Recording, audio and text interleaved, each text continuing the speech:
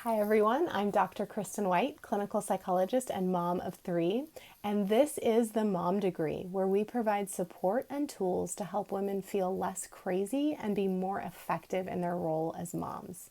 So if you're following along, we are in a series on self-care, and we're going to continue that, but I want to pause today to answer 3 viewer questions, partially because I take these really seriously and I want these videos to be helpful for you guys, and partially because I'm hoping if someone else asked it, you have this question too. All right. So question number 1. I'll just talk about self-care, how important it is. We have to do it as moms. Am I saying that then we are put ourselves first before our kids? Great question. Are we really putting ourselves first? But I would say I think it's just a wrong perspective. That's a little bit too simplistic. It would be nice if life worked that way. And it's always you put your kids first and sacrifice yourself, or you put yourself first and sacrifice your kids. But life is just not really that simple. I mean, what does that even mean, first of all? Let's just assume, for the sake of argument, your kids are always first. Well, that doesn't mean that you meet their needs in every second.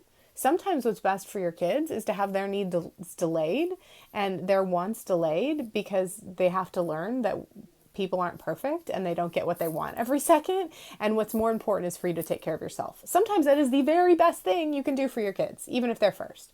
But also life is just not that simple. Maybe one week your kids are sick and they are first in every way. Your needs are totally deferred. You're taking care of them. You're exhausted. You're depleted. It really feels like your kids are first. But guess what? Then they get better. And what we need to do is take some time then to put some of our needs at the top of the priority list and take care of ourselves so that we can be resourced again and the mom they need again. So who's first? I don't know. I don't think it works that way. I don't think life is that simple. I think instead of thinking about who's first, we need to think about it.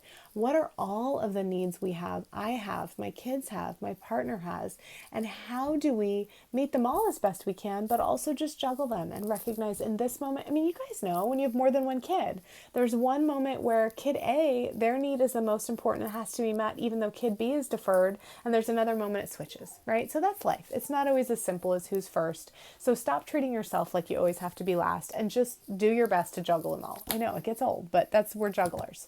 All right, question number 2, sleep. Are you really saying that we can control our sleep and all get 8 hours of sleep a night? God, I wish. But no, unfortunately, I'm not saying that. Of course, we're not always going to get perfect 8 hours of sleep. But what we do need to do is take the steps we can to get more sleep and better sleep and to get closer to what we need. So maybe that means we sleep train our kids. Maybe that means we work on a nighttime routine to help them get to bed faster and easier.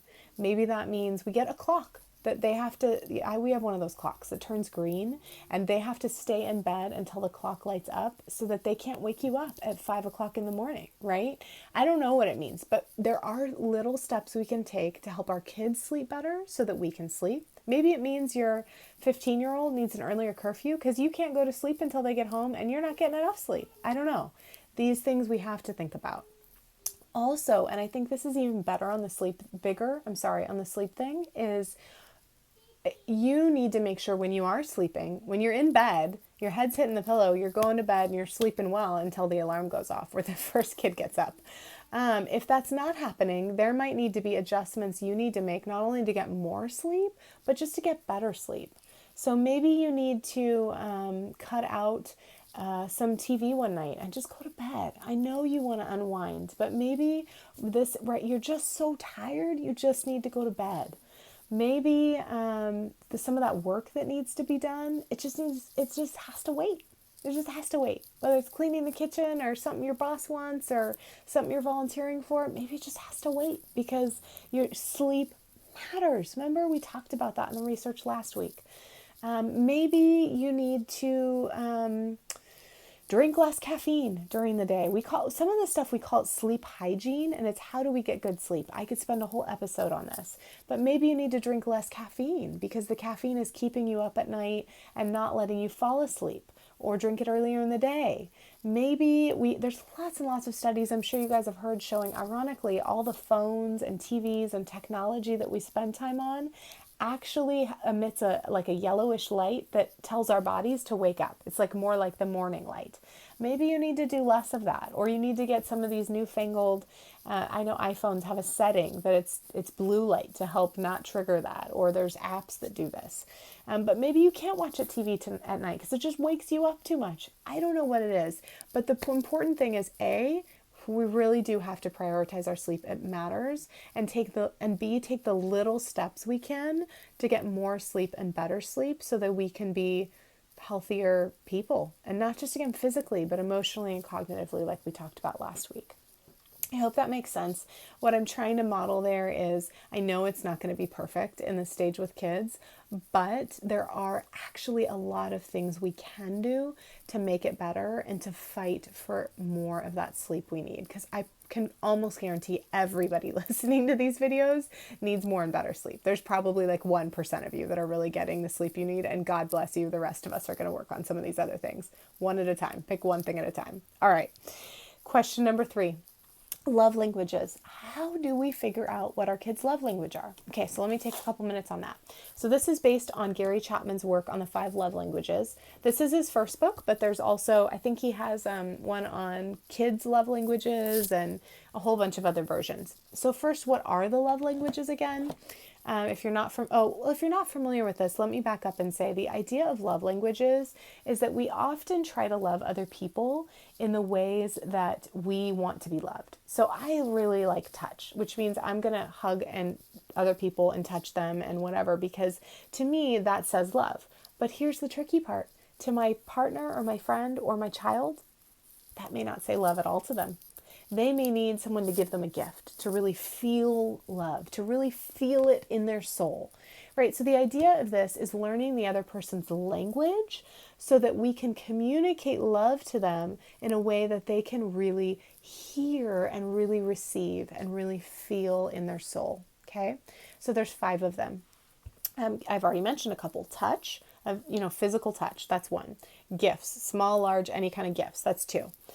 Quality time, that's 3. Sounds simple, but in this age of technology, that means actually like putting the phones away, making eye contact, having conversations, playing games, whatever. 4, what am I on? I don't have a particular order here. So what have I not said? Acts of service. This is doing something for the other person, not necessarily spending time with them, but doing something with them. Taking the trash out for your partner, making somebody's lunch, repairing a toy, right? That's acts of service. What have I not said? Words of affirmation, I think. I hope I got all 5, guys. It would be easier if I had a brain. Before kids, I did. Words of affirmation is, any kind of praise. It can be written, it can be spoken, any kind of affirming. I love you. I appreciate this about you. That's words of affirmation. So how do we identify somebody's love language? Gary Chapman on his website says 3 ways. Basically, how does somebody express love? So how do our kids show other people their love? Now, it's going to be a little tricky because they might just do what we do. So you're going to have to try to ferret out what's modeling and what's really them communicating. But do they hug? Do they say they love you? Do they do nice things for you? So that might be a clue to their love language. Number 2, what do they ask for or seek from you?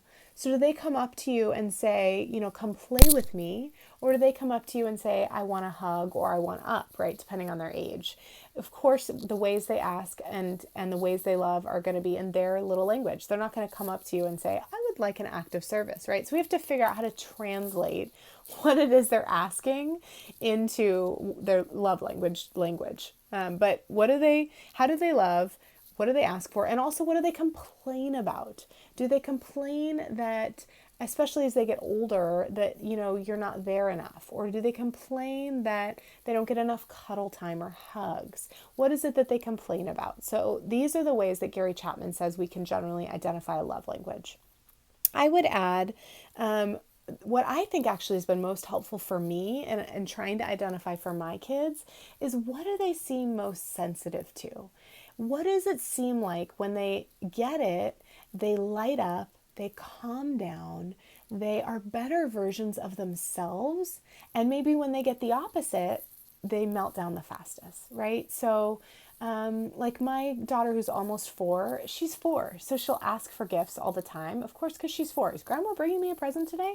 But then she gets it and like nothing really happens. And she doesn't get it and nothing really happens. She just plays. She might like the gift, she might not, but it's not really, I don't notice a big change in her. But in contrast, when I sit down and cuddle her, if she's having, like, let's say she's having a tough morning, she's just like emotional, she's grumpy, she's not listening, and we stop and just cuddle, she actually calms down and becomes a much nicer, kinder, better version of herself for the rest of the morning. I think because she heard she's loved and she felt contained, right? Gifts don't do that for her. She will ask, but cuddle time does. And, also what are they sensitive to? So like if your child, maybe they get one child, you tell them they did something bad and they could care less. And another child, you tell them and they just wither, right? That second child, maybe words are their love language, right? Because they really seem impacted by it. So that's what I would encourage you to look at. We need to make these things age appropriate, right? Touch is going to look different at 2 and at 15. We need to make them gender appropriate. Touch brings to mind for me like cuddles and loves, but with boys, like a 5-year-old boy, let's say they might like wrestle and be really rough and it's kind of annoying, but it's actually their love language and they need more appropriate touch and outlets for touch. Be creative too. I'm stuck on touch because that's mine, but I think of hugs, but it could be dancing or something. Maybe you hold hands and you dance. So be creative. Be setting appropriate too. Obviously, like something like touch would look very different at school versus at home. So be thoughtful. The way these are expressed is by us and by our kids is going to look different at different times, different settings, different children, different genders. But these are the 5 love languages. So what I would encourage you guys is ask yourself these questions. Look for what does your kid really seem to do better and light up with. And if you're not sure, just experiment. Give a day or maybe a week even where you try each love language and you look for the impact on your child and look for the impact in that moment as well as in the long term to see where does it seem like they're impacted. And I suspect you will be able to pinpoint it that way. Post your comments. What is your kid's love language? How did you know? I'd love to hear. I think that's it. Much love and many blessings. Until next time on The Mom Degree. Thanks, guys.